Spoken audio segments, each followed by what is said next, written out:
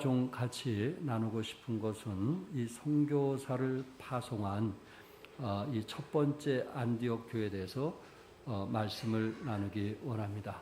특별히 그 안디옥 교회는 어떤 교회였는가, 안디옥 교회와 예루살렘 교회는 차이가 무엇인가.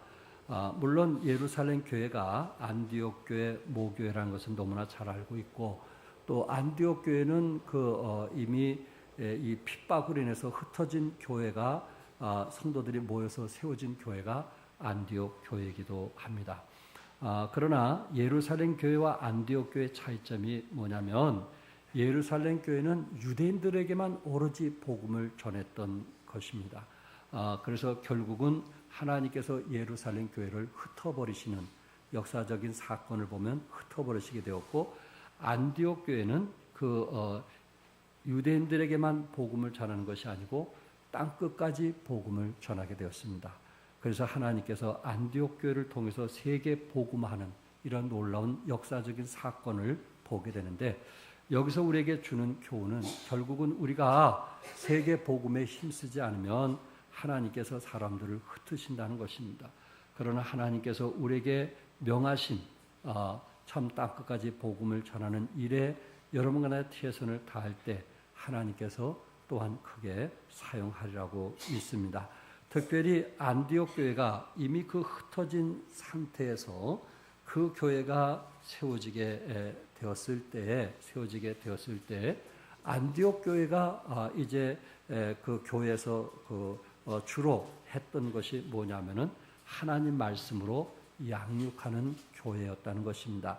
1절에 보면 안디옥 교회에 선지자들과 교사들이 있으니 곧 바나바와 니게르라 하는 시몬과 구레네 사람 누기오와 분봉왕 헤롯의 젖동생 마나엔과 및 사울이라. 그러니까 안디옥 교회의 특징이 뭐냐면은 이렇게 이제 다른 사람을 돕는, 양육하는, 훈련하는 그런 지도자가 있게 되었는데, 오늘 본문의 안디옥 교회에 그 다섯 선지자와 교사를 말씀을 하고 있습니다. 특별히 바나바는 잘 아시죠? 안디옥 교회가 세워진 후 첫 번째 예루살렘 교회에서 목회자로 파송한 분이 누구냐면은 바나바였어요. 그리고 또한 지도자인 시므온, 말씀으로 양육하는 시므온은 니게르라고 소개되어 있는데, 니게르라는 단어에서 니그로, 다시 말해서 흑인이었던 것을 우리는 보게 되고요. 또한 루기오라고 하는 사람, 지도자, 양육하는 루기오가 나오는데, 이 사람도 역시 구레네 사람으로서 북아프리카인인 것을 볼 수 있어요. 흑인이라는 것이죠. 그리고 네 번째는 마나인이라고 하는 사람이 성도들을 양육하고 훈련을 했는데, 헤롯의 젖동생, 이분은 어떻게 보면 권세도 가진, 그런 명예도 가진, 또한 정치적으로나 모든 것에 정말 앞서가는 사람임에도 불구하고 이분이 예수 믿고 거듭나게 된 후에 오로지 그가 권력을 자랑하기보다는 그곳에 온 성도들을 양육하고 훈련한 일에 자기의 생애를 드렸던 마나엔. 또한 제일 끝에 누구냐면 누구였어요? 제일 마지막 누구였어요? 사울. 그러니까 바나바와 사울의 차례가 어떻게 되는지 아시겠죠? 그래서 참 사울이 주님을 알게 되었을 때 사울에게 참 영혼들을 돕고 가르치는 그런 시간을 갖게 되었습니다.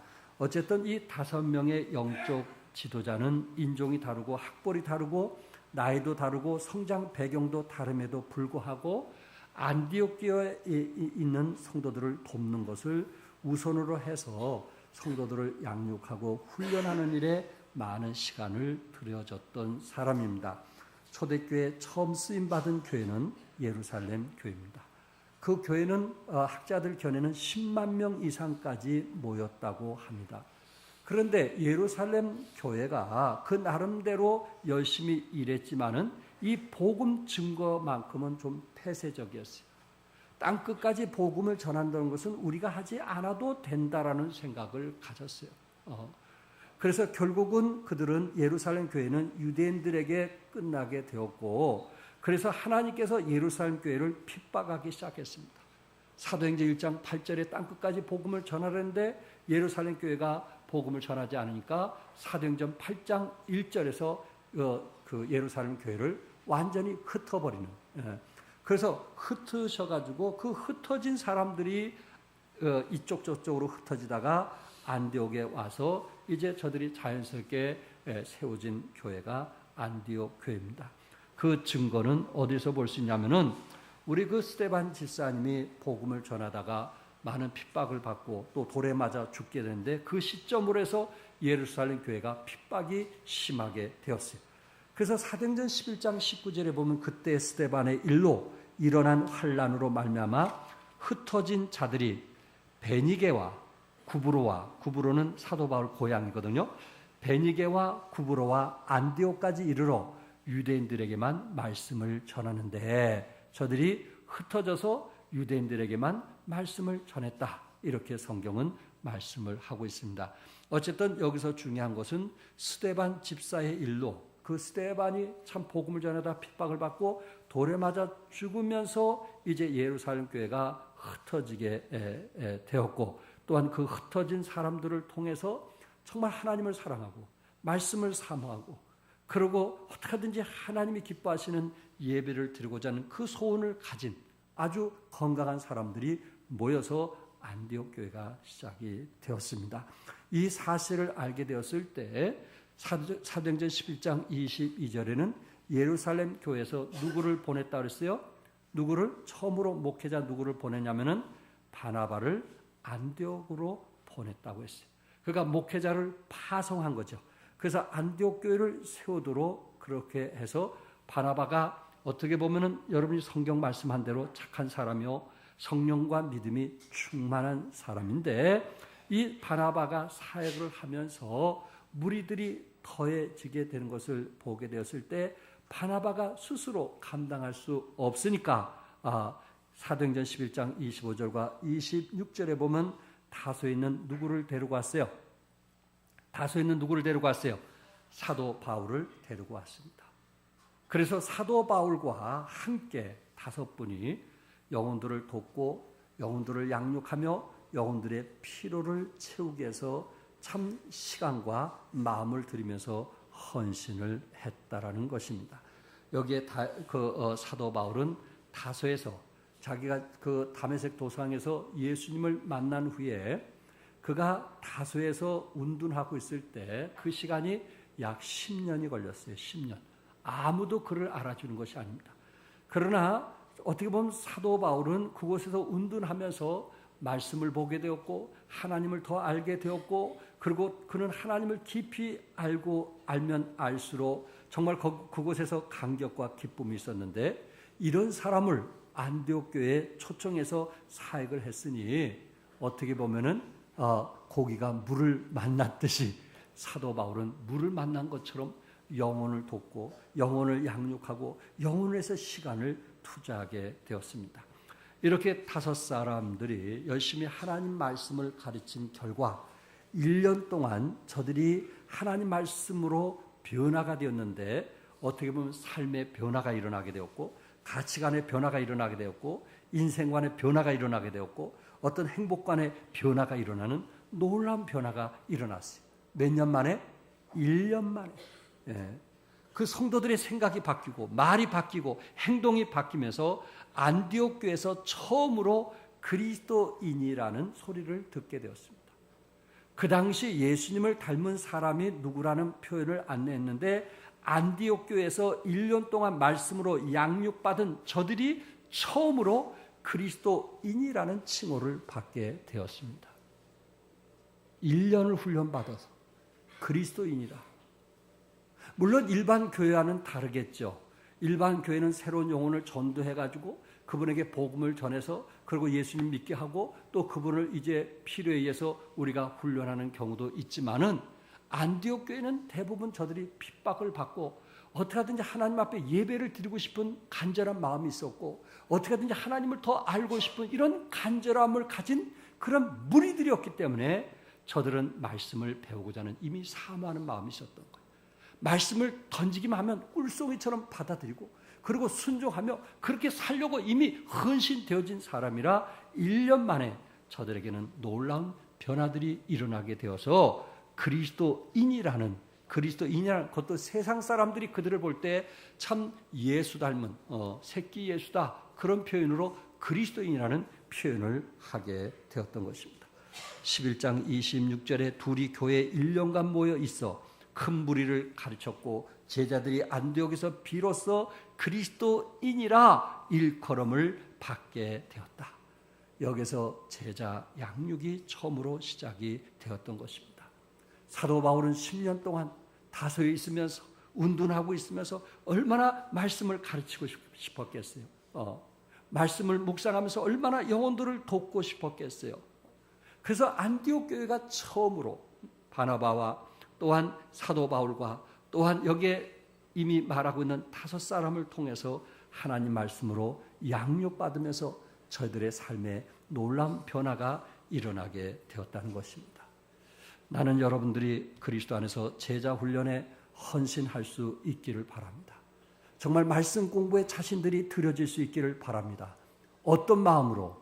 안디옥 교회처럼 배우고자 하는 간절한 마음으로, 순종하고자 하는 간절한 마음으로. 그러게 될 때 여러분과 나는 놀라운 변화가 일어나게 되게 될 것이고 여러분의 삶에 놀라운 변화가 일어나게 될 것입니다. 물론 예배도 중요하죠.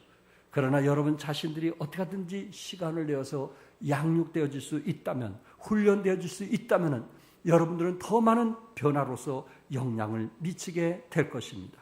그리스도인이라고 하는 이 단어는 신약에 3번이 기록되어 있습니다. 1년만 훈련받아도 그리스도인이 된다는 거, 1년만 양육받아도 그리스도인이 된다는 거. 어떤 사람은 20년 또 그 이상을 양육해도 변화가 없는 분도 없지 않아 있어요. 왜? 사모하는 마음이 없으니까. 왜? 그거에 대해서 필요성을 못 느끼기 때문에. 그러나 안디옥에 모인 그 성도들은 말씀에 대한 사모가 있었고 말씀만 던져주면 아멘으로 받아들이게 되었고 그리고 그 말씀에 순종하는 사람들이 있었기 때문에 그리스도인이라고 하는 정말 제자로서 훌륭한 사람이 되었던 것입니다. 여러분과 내가 그리스도 안에서 이렇게 안디옥 교회, 예루살렘 교회를 모교회로서 섬겼던 개척교회가 그 교회의 특징이 하나님 말씀으로 양육하는 교회였다는 것.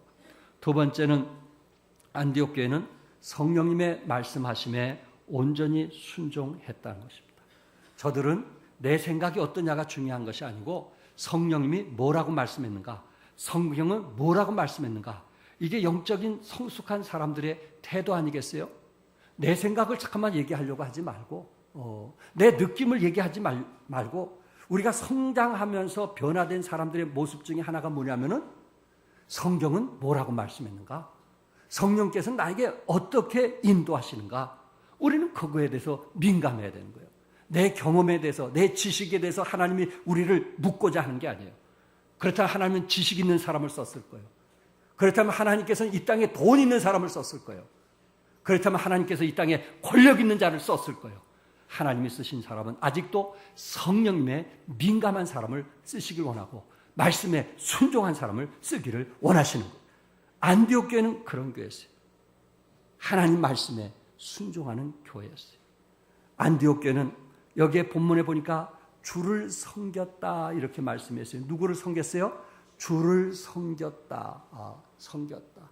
여러분 이 워십이라는 예배라는 그 단어 속에 서빙이라는 단어, 섬김이 없는 예배는 의미가 없거든요. 그러니까 예배 입구로 섬김이거든요. 이런 것을 볼 때 안디옥 교회들은 말씀 안에 양육되면서 섬김을 즐거워했고 예배 드리는 것을 얼마나 힘썼는가. 저들은 그 핍박과 고난 속에서 예배가 얼마나 귀함을 알게 되었을 때 저들은 흩어지기 전에 흩어지면서 다시 모여서 하나님께 예배를 드리고 말씀 안에서 양육받고 훈련받는 그런 사람이었다는 것입니다.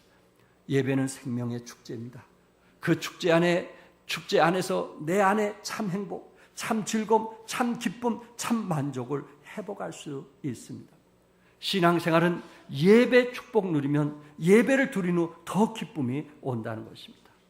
삶, 생각, 마음이 붙잡혀 있던 굴레에서 완전히 예배를 통해서 벗어나게 됩니다.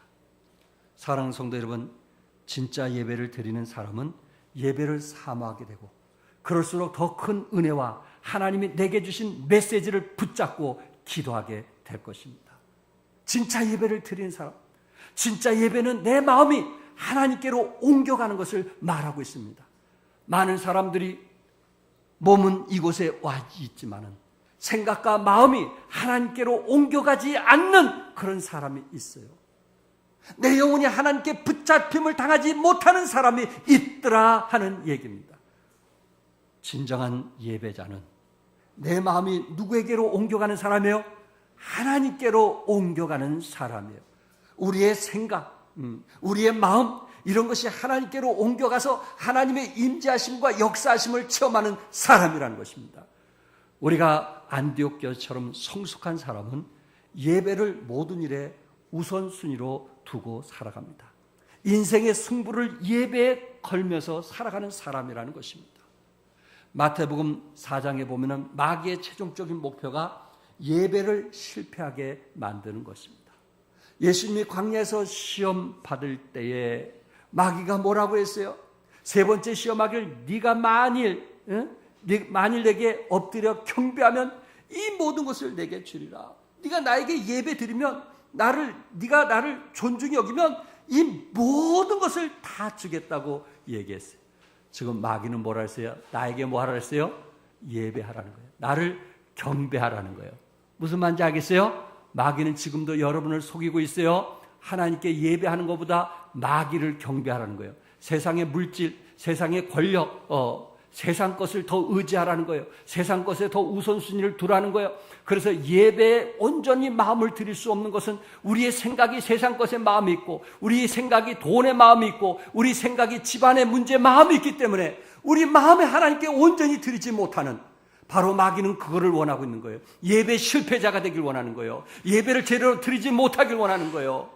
이곳에 와면서도 자식 생각하고 돈 생각하고 그리고 세상의 마음을 두면서 살아가기를 원하고 있는 거예요. 이게 사탄의 생각이에요. 우리 예수님은 뭐라고 말씀했습니까? 하나님 앞과 마귀 앞에 뭐라고 말씀했어요? 사탄아 물러가라. 기록되었을 때 주 너희 하나님께 경배하고 다만 그를 섬기라고 하였느니라.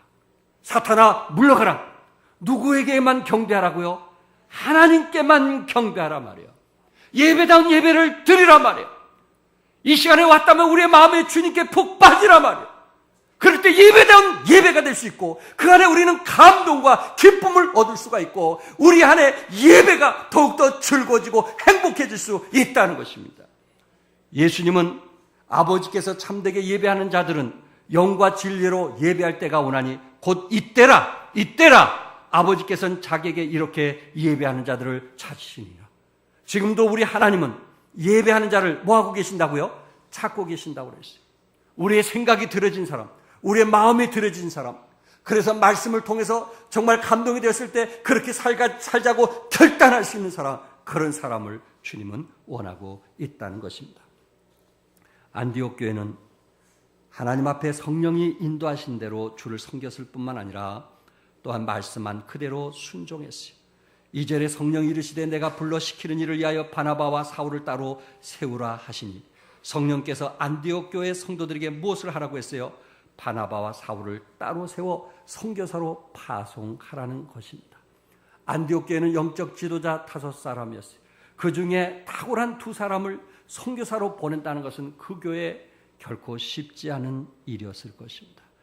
안디옥 교회 성도들은 가장 중요한 2사람을 선교사로 파송해야만 되었을 때 성경이 뭐라고 말씀했어요? 성령이 이르시되 내가 불러시키는 일을 위하여 저들은 성령님의 인도하심에 따라 순종하는 안디옥 교회의 모습을 한번 보시기 바랍니다.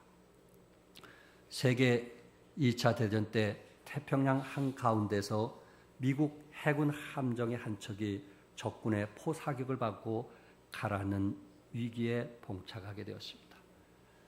결국 저들은 한 바다 가운데서 모두 다 사장되었지만은 그 후에 그들을 유품을 보니까 이 젊은 사람들은, 나이 든 사람은 이제 자식들에 대한 사진을 손에 쥐었고, 그리고 젊은 사람들은 가장 사랑하는 사람들을, 애인들을 손에 쥐고 있었다고 합니다. 그것을 통해서 보여주는 것은 사람이 마지막 남는 것을, 배가 침몰할 때 무거운 것을 다 던졌는데 다 졌는데 마지막 손에 쥐는 것은 뭔지 아세요? 사랑하는 사람, 사랑하는 사람을 쥐고 있더라 하는 것입니다. 사랑하는 성도 여러분, 여러분과 나는 마지막까지 사랑하는 주님을 붙들시기 바랍니다. 우리가 사랑했던 십자가를 붙들시기 바랍니다. 우리가 복음을 통해서 구원받은 사실을 기억하시고 이 복음을 끝까지 붙들어서 성령이 인도하신 대로 순종하는 여러분과 내가 될 수 있기를 바랍니다.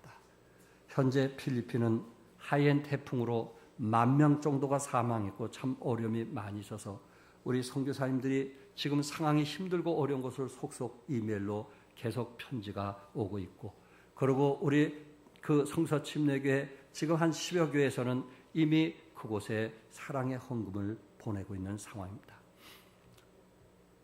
작년에 국제 성서침례 친교회가 60년 만에 세부에서, 필리핀 세부에서 열렸어요. 세부에서는 큰 사고가 없었다고 그러더라고요. 세부.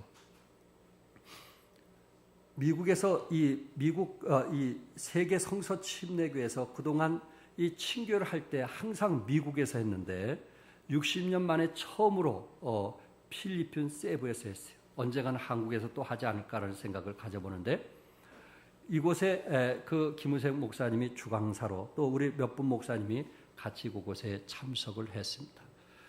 제가 말씀드리고 싶은 것은 우리 국제 성서침례교회에서 파송한 밥 휴스 목사님에 대한 이야기입니다. 이분은 세부에서, 필리핀 세부에서 4,500석이나 되는 교회를 세웠고 그곳에 한 2만여 명이 모이는 그런 사역을 하고 계십니다. 그런데 이분이 이런 큰 사역을 하고 계시는데 40대 후반 말쯤 됐는데 이분이 위암으로 오늘 내일 하는 상황에 놓이게 되었어요. 그런데 이분이 참 대단한 것은 미국에 가서 수술하면 더 나았을 건데 필리핀의 그 병원에 가서 수술을 한 거예요. 그러면서 시간이 지나면서 가끔 왜 하나님은 이 젊은 나이에 한참 이 목회 꽃이 필 나이에 왜 하나님은 나에게 위암으로 고통을 주시는가 하고 순간 원망을 했다고 그래요. 그랬을 때 그 필리핀의 그 교회에 다니는 자매가 이제 주치 의사였는데 이 자매가 그 소리를 듣더니 목사님, 웃자는 얘기로 목사님이 항상 강단에서 범사에 뭐 하자고요? 감사하자고 했잖아요. 목사님 감사해야 되지 않겠어요? 하고 얘기를 한 거예요. 그러니까 이 목사님이 그래, 가르치는 것과 적용하는 것이 이렇게 힘들 줄 몰랐네 하고 얘기를 했다고 합니다. 그래서 그 자매가 던져준 말, 그래, 범사에 감사해야지. 암도 범사에 감사해야지. 그러면서 자신이 그 암으로부터 정말 감사하는 부분을 배워나가면서 그 성도들에게 감사하자는 것을 가르쳤다고 합니다. 이분이 미국에서 이제 김우생 목사님과 큰 집회를 같이 주강사로 세워져서 메시지를 전하는데 김우생 목사님이 곁에서 보니까 겨우 설교 시간 할 때만 겨우 기어서 올라오시더래요. 그래서 이분이 메시지를 전하는데 어떤 마지막 메시지였냐면은 이제 나는 위암 수술했지만은 전이가 되어서 오늘 내일 하는 사람입니다. 나는 필리핀을 사랑합니다. 나 대신 누가 그곳에 갈 수 있다면은 이 시간에 주님 앞에 나오십시오 하고 선교사로 초청을 하는 거예요. 그런데 72명이 나오더래요. 몇 명이요? 72명. 그것은 제 얘기가 아니고 김우생 목사님의 말씀이었어요. 72명 선교사로 헌신하기 위해서 그분을 대신해서 나와서 무릎을 꿇고 하나님께 헌신하는 그 광경이 너무나 아름다웠다는 이야기입니다. 그분의 고백은 이 암을 통하여 하나님께 감사드려야 할 일이 있는 줄 압니다. 하나님 감사합니다 하면서 복음을 전했다고 합니다. 제가 얼마 전에 장례식 목포에 얘기했어요. 그분도 이분처럼 40대 후반에 목회를 하고 있어요. 그런데 그분 장례식에 갔을 때 뭐 그 동생들이 다 성서침례교회 집사로서 일을 한다고 그랬잖아요. 네, 성서침례가 있는데 그래서 그분들을 소개하고 저희들이 이제 사역자와 나오는데 그 식당에서 일하는 분들, 장례식에 도와주러 온 자매가 바로 세움 성서 침례교에 나온 지 얼마 안 된 자매라는 거예요. 그래서 그 얘기를 들었을 때 제가 밖에 나가려다가 다시 들어왔어요. 그리고 그 귀한 자매들을 제가 손을 잡고 악수를 했어요. 서울에서는 전국친교 회장이라면 그런가 보다 하는데 지방에서는 그래도 알아주더라고요. 이 자매들이 부끄러워가지고 악수를 못하는 거예요. 목사님 물기가 묻어서 뭐해서. 그래서 그냥 손 내미세요. 그리고 제가 악수를 해줬어요. 아름답게 섬기는 자매들이더라고요. 2년도 안 됐는데 그 꾸준히 일에 섬기는 자매가 나에게 너무 귀하고 소중하게 보였어요. 그분들이 또 귀하고 소중했던 것은 무엇인지 아세요? 우리 교회 집사님 한 분이 매달마다 5만 원씩 그 교회를 위해서 후원하고 있기 때문에 개척교회 그 교회가 세워진 지 얼마 안 돼서 약 110 얼마씩 매달 우리 전국 친교에서 후원하고 있거든요.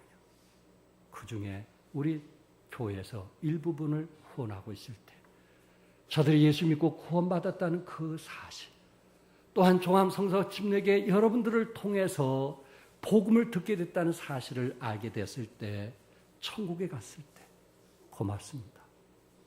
다른 곳에 쓸 때도 많은데 우리를 위해서 써주신 거 감사합니다 하고 감사하지 않겠느냐 하는 것입니다. 우리가 그리스도 안에 살아가면서 여러분의 값진 후원이 그들에게 사용되어지고 있고, 또 우리 성서침례교회 갈렙반이라는 게 있어요. 원로 목사님들 모임이 갈렙반이, 갈렙 모임.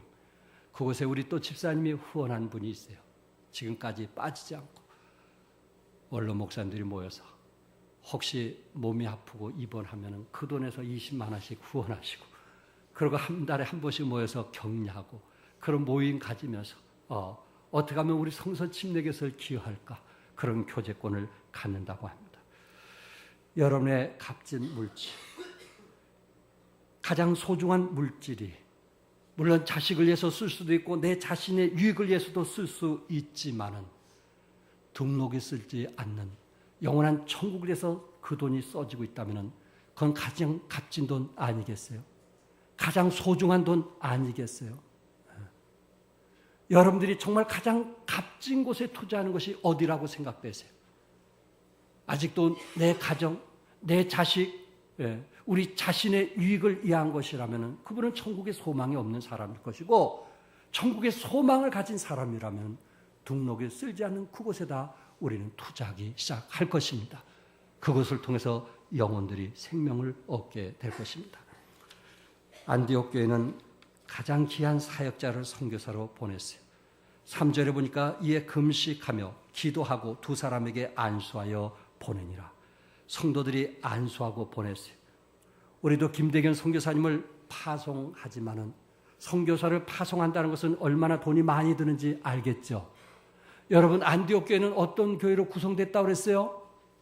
이미 흩어진, 유대에 살던 사람들이 흩어져서 모인 사람들이 안디옥 교회였어요. 그들은 집도 없어요. 그들은 거처할 곳도 없어요. 그들은 아마 자기 그 자식들을 제대로 교육도 할 수 있는 여건이 안 되었을 거예요. 여러 가지로 볼 때 그들은 힘든 상황에서 성령께서 역사하실 때, 하나님이 역사하실 때 노라고 하지 않냐고 기쁨으로 순종했다는 것입니다. 이것이 아름답지 않나요? 생활은 여러 가지 여건상 할 수 없는 속에서도 성령님이 인도하시니까, 성령이 역사하니까 노라고 하지 않냐고 그 말씀에 순종했다는 것입니다. 이게 안디옥 교회가 선교사 파송하는 태도였어요. 사도행전 11장 19절에 보면 예수의 제자들은 안디옥에 오기 전까지는 주로 유대인들에게만 말씀을 전하던 사람이었어요. 그런데 20절에 보니까 그 중에 구브로와 구레네 몇 사람이 안디옥에 이르러 헬라인에게도 말하여 주 예수를 전파니, 누구에게까지 전파했어요? 헬라인에게, 이방인까지 처음으로 복음을 전했던 사람이 안디옥 교회였어요. 예루살렘 교회는 유대인이었어요. 예루살렘은 자기 교회 중심이었어요. 그러나 안디옥 교회는 자기네들이 가진 것 없음에도 불구하고 정말 성령님의 인도에 따라 그의 피로를 위해서 기꺼이 헌신되어졌던 것입니다. 21절을 함께 읽어보겠습니다. 다 같이 시작. 주의 손이 그들과 함께 하심에 수많은 사람들이 믿고 주께 돌아오더라. 결국은 누가 함께 했을 때? 누가 함께 했을 때? 그렇죠. 우리가 하는 게 아니란 말이에요. 우리가 좀 믿음을 보여야 되지 않겠어요? 우리가 좀 믿음을 보여야 되지 않겠어요? 그 어려운 상황 속에서도, 자기 집 하나 없는 상황 속에서도, 흩어진 사람이 모여있는 사람 속에서도, 다시 말해서 이북에 넘어온 사람들을 통해서 영락교회가 세워졌던 것처럼 이들은 흩어진 사람이 모였기 때문에 어떻게 살았어요? 영락교회 그 식구들이 다 그런 건 아니지만 청계천 그쪽에서 천막치고 산 사람들 아니겠어요? 그러나 저들은 어떻게 하든지 믿던 사람이라 모이기 시작했고 예배드리기 시작했던 사람 아니겠어요? 안디옥 교회가 그런 상황이었어요. 천막집에 거칠 곳도 없는 그런 상황 속에서 성령님이 인도하셨을 때, 그것도 1년 만에 성령께서 선교하라고 했을 때 그들은 기쁨으로 이방인까지 복음을 전하는데, 그 일을 하신 분은 사실 누가 하신 거예요? 하나님의 손이 그들과 함께 하셨다는 거예요. 천지를 창조하시고 만물을 주관하신 누가 하셨다는 거예요? 하나님이 하셨다는 거예요. 선교는 누가 하셔야 돼요? 하나님이 하셔야 되는 거예요. 믿으시면 아멘 하세요. 우리가 선교의 어떤 계획을 짤 때 그것을 하나님이 하시도록, 하나님이 도우시도록, 우리가 형편과 여건이 어렵지만 하나님이 하시도록 의뢰하는 태도, 그래서 하나님께 기도하는, 무릎을 꿇는 그런 것이 우리에게 절대적으로 필요한 것입니다. 김대균 선교사님에게 우리는 처음으로 선교사 파송을 했고 그 일을 위해서 지금까지 돕고 있습니다.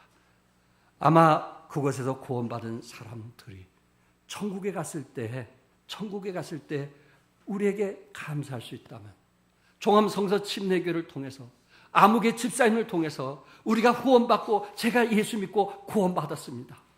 또한 그곳에서 목사가 나온다면 여러분, 천국에서 우리에게 감사할 때 우리는 그때 비로소 내가 힘들고 어렸지만 참 잘했다, 내 자녀들 정말 교육비도 어렸는데 내가 참 잘했다, 그렇게 고백하게 될 것입니다.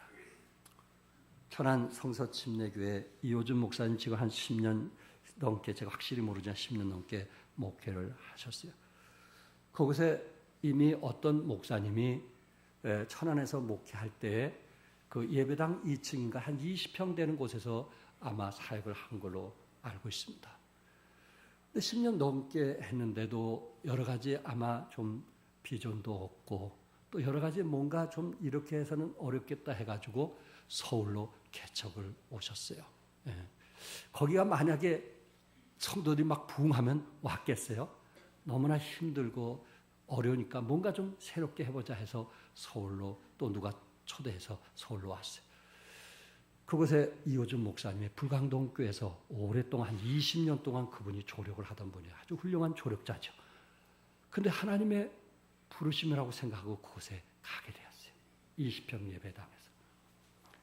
근데 2002년도 올림픽 때 그곳에서 함께 믿음의 생활했던 분이 수원에 새벽 성서 침례교회 개척교회를 하겠다는 거예요. 그래서 할 수 없이 그 교회에서 기도하고 3월 달에 개척을 했어요. 그런데 10월 달에 또 이정 선교사님이 인도네시아에 선교사로 파송하겠다. 야, 그 어려운 교회에서 두 사람이 이렇게 있어도 교회가 붕될까 말까 하는데 그 훌륭한 사람들이 또 나가겠다는 거예요. 그럴 때 성령의 인도하심으로 믿고 그분들은, 성도들은 회의에서 결정을 했다는 거예요. 그 성도들이 대단히 훌륭한 거 아시죠? 결코 이렇게 하는 건 쉽지 않아요. 저도 해봤지만 쉽지 않다는 것을 너무나 잘 알고 있어요. 왜? 선교사가 파송하면 그냥 가야 돼요? 돈이 가야죠. 기도해 줘야 돼요. 새벽 기도 때 그분을 도와줘야 돼요. 개척교회 그냥 하나요? 김기순 목사님, 이세봉 목사님 개척할 때 우리 그냥 했어요? 정말 어려울 때 우리가 개척했지만 거기에 많은 물질이 우선순위로 투자됐어요. 그런데 이분이 하나님께 감사하고 성도들이 하나님께 감사한 것은 그 후에 하나님께서 그곳에 453평의 땅을 주셨다는 거예요. 그래서 성도님들이 기도하는 속에서 그 어려운 속에서도 그 땅을 사가지고 저렇게 아름다운 예배당, 우리 예배당 뭐 크면 컸지 적진 않은데 아름다운 예배당을 그 20평 작은 곳에서 목회하는 몇 분의 성도들에 의해서 저 아름다운 예배당이 세워지게 되었습니다. 결국 그 일은 누가 하셨을까요? 돌아보면 누가 하셨을까요? 하나님이 하신 거예요. 물론 저렇게 큰 예배당 질 때 참 시험이 들어서 교회를 떠난 사람도 왜 없겠어요? 아니 또 이렇게 어렵고 힘든데 또 개척교회도 하고 선교사를 보내겠다고 하니 마음이 흔들린 사람이 왜 없겠어요? 그럼에도 불구하고 그 일을 하신 분은 누구시라고요? 하나님께서 각자의 마음을 역사하셔서 그 일을 하게 하신 것입니다. 우리는 단지 하나님께 영광을 돌릴 뿐입니다. 리버브 성서 침례교회, 미국 성서 침례교회인데 그 교회에서 아직도 우리의 이 선교사님들을 위해서 또한 후원하는 교회입니다. 그곳에 페이슬리 목사님이 지금까지 오랫동안 사역을 한다. 한 40년 이상 사역을 하신 것 같아요. 1980년대 그분이 한국에 그 전국 친교회 때 한번 오셨다고 그러시더라고요. 페이슬리 목사님. 그래서 한국 그 성서 침례교회 전국 친교회 때 오면서 말씀을 전하시고, 그리고 그때는 뭐 한국 성서 침례교회 목사님들이 한 뭐 20명 됐나요? 전국 친교 해봤자 얼마 안 되는데 이 목사님 마음속에 내가 미국 가서 우리 교회에서 한인교회를 해야 되겠다 하고 그 답슨 목사님에게 그렇게 비행기 안에서 얘기를 했다고 그래요. 내가 한인교회를 하고 싶다. 그래서 그 오후 2시부터 4시까지는 우리 교회를 빌려서 한인교회를 했으면 좋겠다. 누가 왔으면 좋을까? 한국 목사님 중에. 그분이 누구였냐면 박혜원 목사님. 우리 박복순 자매가 수원교회 다닐 때 그곳에 목회했던 박혜원 목사님이 결국은 수원교회를 내려놓고 그곳에 가서 한인교회 사역을 했고, 지금은 이제 김상렬 목사님이 그곳에 가서 사역을 하신 분입니다. 김상렬 목사님은 어디에 계신 분이면 광주 영광교회 김종원 목사님 대신해서 갔는데 10년 만에 다시 페이슬리 목사님 그곳에서 일하겠다고 해서 김종원 목사님이 필리핀 사역하다가 10년 만에 다시 돌아오시게 됐어요. 왜? 사역자가 없기 때문에. 제가 왜 이 말씀을 드린지 아십니까? 이분이 전국 성서 침례교회에 그 올 봄에 오셔서 말씀을 전하시는데 리버브 침례교회에서 선교사님들에게 그 후원하는데 450명 선교사에게 후원하고 있다고 그러고요. 그리고 그 한인교회에서 아마 선교 헌금이 전국 교회 중에 제일 많이 선교 헌금이 나온다는 말씀을 하셨습니다. 그러면서 그분이 이렇게 얘기하는 거예요. 저희들도 표스타 선교사님이 개척했을 때 매달마다 보고했거든요. 구원받은 사람 누구, 그리고 평균 몇 명, 이걸 매달마다 보고한 것처럼 이 450교에서 보고를 하는데 2012년 한 해 동안 구원받은 사람이 몇 명이라고 보고를 하시냐면은 50만 명이라고. 50만 명. 몇 명? 50만 명. 그러면서 이 페이슬리 목사님이 만약에 우리 교회에서 선교를 안 했다면은 이런 구령의 역사가 일어났겠느냐 하는 거예요. 우리가 450교회를 줄이면 교회가 도움을 받을 수 있는데 그렇게 할 수 있겠느냐 이거예요. 대단한 거 아니겠어요? 불광동교회 김은생 목사님이 그 옆에 교육관 아름답게 졌잖아요. 그래가지고 그 교회가 적자가 났어요. 그런데 목사님 저에게 이렇게 말씀하더라고요. 이 목사님, 나는 교회가 적자 났기 때문에 이 적자 때문에 선교헌금을 미뤄본 적이 없습니다. 선교가 우선입니다. 그러면서 그 선교헌금만 안 보내도 적자는 한 해 만에 다 제로가 되는데 선교헌금을 우선으로 보낸 것을 저는 보았습니다. 베이슬리 목사님은 한 해 동안 구원받은 사람이 몇 명이요? 50만 명. 그러면서 그분이 70이 넘으셨는데도 이번에 오셔서 뭐라고 말씀을 하냐면 내가 4,000명을 선교사 후원하는 것이 목표라는 거예요. 4,000명. 대단하신 거 아닙니까? 4,000명. 사랑하는 성도 여러분, 여러분들의 이 저금통은 종과 등록에 쓰지 않는 곳에, 등록에 쓰지 않는 곳에 여러분과 나는 투자한 것입니다. 여러분의 옷에도 이만큼 돈은 투자할 수 있지만은 그것은 다 썩어져 없어지는 거고, 여러분의 개인을 위해서 투자할 수 있지만은 그것은 다 썩어 없어질 것입니다. 그러나 하늘 아래는 종과 동록이 썩지 않는 것이라고 했어요. 그것만이 여러분에게 하늘에 가서 상급을 받게 될 것입니다. 믿으시면 아멘 하세요.